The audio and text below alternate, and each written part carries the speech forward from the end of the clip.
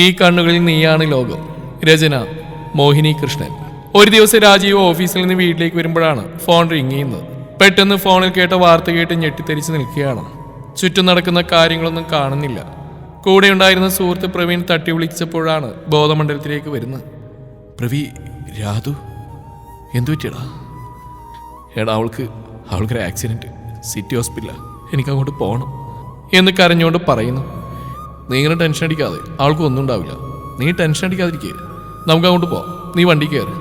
നീ ഈ അവസ്ഥയിൽ ഡ്രൈവ് ചെയ്യണ്ട, നീ ഇരിക്കുക, ഞാൻ ഡ്രൈവ് ചെയ്യാം. അങ്ങനെ അവിടുന്ന് 10 മിനിറ്റ് കൊണ്ട് ഹോസ്പിറ്റലിൽ എത്തുന്നു. അവിടെ ചെന്നു രാജീവ് ഓടിപ്പാഞ്ഞ് റിസപ്ഷനിൽ അന്വേഷിക്കുന്നു. അവിടെ നിന്ന് ICUവിലാണെന്നറിഞ്ഞു ആകെ മനസ്സുകയർ നിൽക്കുന്നു. പിന്നിൽ വന്ന പ്രവി അവനെ ആശ്വസിപ്പിച്ചുകൊണ്ട് ICU ഭാഗത്തേക്ക് നീങ്ങി. ICUവിന് പുറത്ത് വെയിറ്റ് ചെയ്യുമ്പോൾ പെട്ടെന്ന് തന്നെ ഒരു ഡോക്ടർ പുറത്തേക്ക് വന്നു. പ്രവീൺ രാജു ഉടൻ തന്നെ ഡോക്ടറെ അടുത്തേക്ക് പോയി. ഡോക്ടർ, രാധു എന്ന് സർവ്വം തകർന്നവനെ പോലെ അവൻ ചോദിച്ചു. ആക്സിഡൻ്റായി കൊണ്ടുവന്ന രാധികയുടെ ഹസ്ബൻഡാ രാജീവ്, പ്രവി പറഞ്ഞു.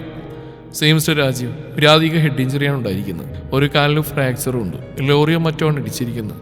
അതുകൊണ്ട് അതിൽ ഗ്ലാസ് കയറുന്ന രാധികയുടെ കണ്ണി കയറിയിട്ടുണ്ട്. ബ്ലഡ് ലോസ് ഉണ്ടായിട്ടുണ്ട്. അതുകൊണ്ട് രാധികയുടെ അവസ്ഥ ക്രിട്ടിക്കലാണ്. 24 മണിക്കൂർ കഴിയാതെ ഞങ്ങൾക്കൊന്നും പറയാൻ കഴിയില്ല. ഞങ്ങൾ മാക്സിമം ട്രൈ ചെയ്യുന്നുണ്ട്.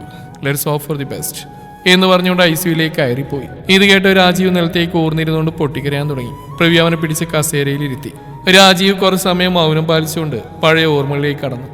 താനും രാധികയും വളർന്ന ഓർഫനേജിലെ കാലം ഓർമ്മയിലേക്ക് വന്നു.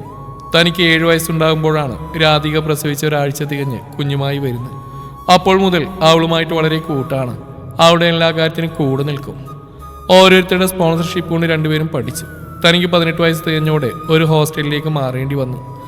അതിനുശേഷം ഹോസ്റ്റലിൽ നിന്നാണ് പഠിച്ചത്. എങ്കിലിടയിൽ ഓർഫനേജിൽ ചെന്ന് മദറിനെയും രാധുവിനെയും അവിടെയുള്ള കുഞ്ഞുങ്ങളെയും കണ്ടിട്ട് വരും. അതിനുശേഷം പഠിച്ചു കഴിഞ്ഞ് നല്ലൊരു കമ്പനിയിൽ ജോലിയായി. തനിക്ക് 24 വയസ്സാകുമ്പോൾ യദുവിന് 18 വയസ്സ് കഴിഞ്ഞു. ഓർഫനേജിൽ 18 വയസ്സ് കഴിഞ്ഞവർക്ക് നിൽക്കാനുള്ള അനുമതി ഉണ്ടായിരുന്നില്ല. അതുകൊണ്ട് തന്നെ മദറിനോട് സംസാരിച്ച് രാധുവിനെ വിവാഹം കഴിക്കാനുള്ള ആഗ്രഹം പ്രകടിപ്പിച്ചു. സമ്മതം ചോദിച്ചിട്ട് പറയാമെന്ന് പറഞ്ഞു. പിന്നീട് മദർ വിളിച്ച് രാധുവിനെ സമ്മതമാണെന്ന് അറിയിച്ചു. അതിനുശേഷമാണ് രാധുവിനെ ശ്രദ്ധിക്കാൻ തുടങ്ങിയത്.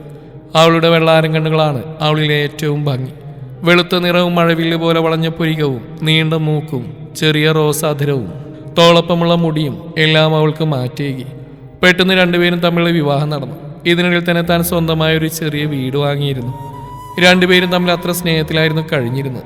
രാധുവിൻ്റെ കോഴ്സ് കംപ്ലീറ്റ് ആവാത്ത കാരണം അതിനുശേഷം കുട്ടികളെന്ന തീരുമാനത്തിലായിരുന്നു രണ്ടുപേരും. ഇന്നിപ്പോൾ കോളേജ് കഴിഞ്ഞ് വരുന്ന വഴിക്കാണ് ആക്സിഡന്റ് ഉണ്ടായിരിക്കുന്നത്. ഇതെല്ലാം ആലോചിച്ചുകൊണ്ടിരിക്കുമ്പോൾ കണ്ണിൽ നിന്നും ധാരധാരയായി കണ്ണുനീർ വന്നുകൊണ്ടിരുന്നു. പെട്ടെന്നാണ് ഒരു സിസ്റ്റർ പുറത്തേക്ക് വന്ന് രാധികയുടെ റിലേറ്റീവ് എന്ന് ചോദിച്ച്. പെട്ടെന്ന് ഇരുന്നിടത്ത് നിന്ന് ഓടി അവർക്കരികിലേക്ക് ചെന്നു. രാധിക്ക് ഉടനടി ഒരു ഓപ്പറേഷൻ ചെയ്യണം, അതിനുള്ള കൺസെന്റ് ഫോമിൽ സൈൻ ചെയ്ത് തരണം എന്ന് പറഞ്ഞു. പെട്ടെന്ന് റിസപ്ഷനിൽ ചെന്ന് കൺസെന്റ് ഫോം സൈൻ ചെയ്ത് കൊടുത്തു. ICUവിൽ വിളിച്ച് അവർ ഓപ്പറേഷനുള്ള നടപടികൾ ആരംഭിച്ചു. രാധുവിനെ ഓപ്പറേഷൻ ചെയ്യാൻ കൊണ്ടുപോകുമ്പോഴാണ് രാജീവ് അവളെ കാണുന്നത്. മോളെ രാധു എന്ന് പലവട്ടം വിളിക്കുന്നുണ്ടെങ്കിലും അവളൊന്നും അറിയുന്നുണ്ടായിരുന്നില്ല. ഡോക്ടർ വന്ന് രാജീവിനോട് സംസാരിച്ചു. രാജീവ്, രാധികയുടെ തലയുള്ള മുറി വളരെ ആഴത്തിലുള്ളതാണ്. അവിടെ ബ്ലഡ് കോട്ട് ഉണ്ടായിട്ടുണ്ട്, സർജറി ചെയ്യണം. പിന്നെ കണ്ണിലെ ചില്ലുകൾ തറച്ചിരിക്കുന്നത് റിമൂവ് ചെയ്യണം. അത് കഴിഞ്ഞാലേ കാഴ്ചയ്ക്ക് വല്ല പ്രശ്നമുണ്ടോ എന്ന് പറയാൻ കഴിയും. ഉടൻ തന്നെ A positive blood group arrange ചെയ്യണം. ഇപ്പോൾ ഓപ്പറേഷൻ ആവശ്യമുള്ള ബ്ലഡ് ഹോസ്പിറ്റലുണ്ട്. അതിനുശേഷം ആവശ്യമുള്ള ഉടൻ തന്നെ അറേഞ്ച് ചെയ്യും. അത്രയും പറഞ്ഞു ഡോക്ടർ ഓപ്പറേഷൻ തിയേറ്ററിലേക്ക് കയറിപ്പോയി. ഉടൻ പ്രവി ബ്ലഡിന് വേണ്ടി ആരൊക്കെയോ ഏർപ്പാട് ചെയ്തു. നീണ്ട 6 മണിക്കൂർ ഓപ്പറേഷന് ശേഷം ഡോക്ടർ പുറത്തേക്ക് വന്നു. ഓപ്പറേഷൻ സക്സസ് ആണ്. ഒരു 24 അവേഴ്സിനുള്ളിൽ ബോധം വന്നു കഴിഞ്ഞാൽ എന്തെങ്കിലും ഒരു ഹോപ്പ് പറയാൻ കഴിയും, ഡോക്ടർ പറഞ്ഞു. എനിക്കൊന്ന് കാണാൻ പറ്റുമോ ഡോക്ടർ? രാജീവ് ഡോക്ടറോട് ചോദിച്ചു. മിസ്റ്റർ രാജീവ്, ഓപ്പറേഷൻ ഇപ്പോൾ കഴിഞ്ഞതേ ഉള്ളൂ. അടുത്തേക്ക് പോകുന്ന റിസ്ക് ആണ്. ഇൻഫെക്ഷൻ ഉണ്ടാവാനുള്ള ചാൻസ് ഉണ്ട്. അതുകൊണ്ട് ഒരു 24 അവേഴ്സ് വെയിറ്റ് ചെയ്യൂ എന്ന് പറഞ്ഞ് തോളിൽ തട്ടി ആശ്വസിപ്പിച്ചുകൊണ്ട് പോയി. 24 മണിക്കൂറുകൾ ഒരു യുഗം തന്നെയായിരുന്നു രാജീവിന്. 24 മണിക്കൂറിൽ തന്നെ രാധുവിന് ബോധം തെളിഞ്ഞു. ഉടൻ തന്നെ നേഴ്സ് ഡോക്ടറെ വിളിച്ച് പറഞ്ഞു. ഡോക്ടറൊപ്പം തന്നെ ICUവിലേക്ക് ചെന്ന് നോക്കി. രാധിക രാജീവിനെ കാണുമെന്ന് പറയുന്നത് പറഞ്ഞുകൊണ്ട് പുറത്തേക്ക് വന്ന് പറഞ്ഞു. ഉടൻ തന്നെ രാജീവ് അകത്തേക്ക് കയറി. നേഴ്സ് രാജീവിന് ICUവിൽ യൂസ് ചെയ്യുന്ന ഡ്രസ്സ് എടുത്തു കൊടുത്തു. അതിട്ടുകൊണ്ടാണ് രാജീവ് രാധുവിൻ്റെ അടുത്തേക്ക് ചെല്ലുന്നത്. അവളുടെ അടുത്തേക്ക് എത്തുന്തോറും രാജീവിൻ്റെ നെഞ്ചിടിപ്പ് ഉയർന്നുകൊണ്ടിരുന്നു. രാധികയെ കണ്ടപ്പോൾ രാജീവിന് കയ്യും കാലം തളരാൻ തുടങ്ങി. രാധുവിൻ്റെ തലയിൽ വലിയൊരു കെട്ടും കണ്ണുകളിൽ അതുപോലെ കവർ ചെയ്തു വെച്ചിരിക്കുന്നു. കാലിൽ ബാൻഡേഡ് ഇട്ടിരിക്കുന്നു. അപകടത്തിൽ ശരീരത്തിലുണ്ടായിരുന്ന മുറിവുകളിലെല്ലാം മരുന്ന് വെച്ചിട്ടുണ്ടായിരുന്നു. രാജീവ് പതിയെ രാധികയെ വിളിച്ചു.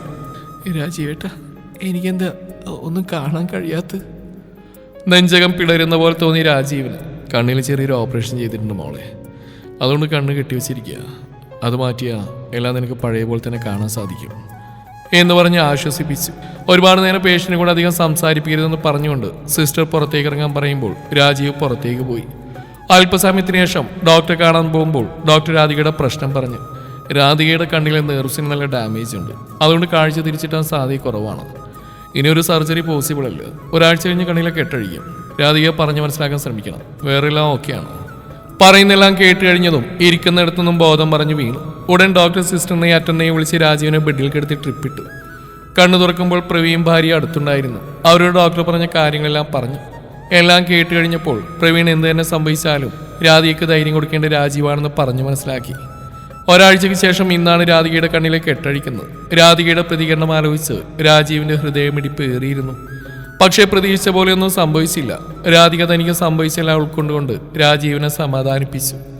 രാധികയുടെ സംസാരം കേട്ട് രാജീവിന് ഒരു പരിധിവരെ മനസ്സിന് ധൈര്യം ലഭിച്ചു.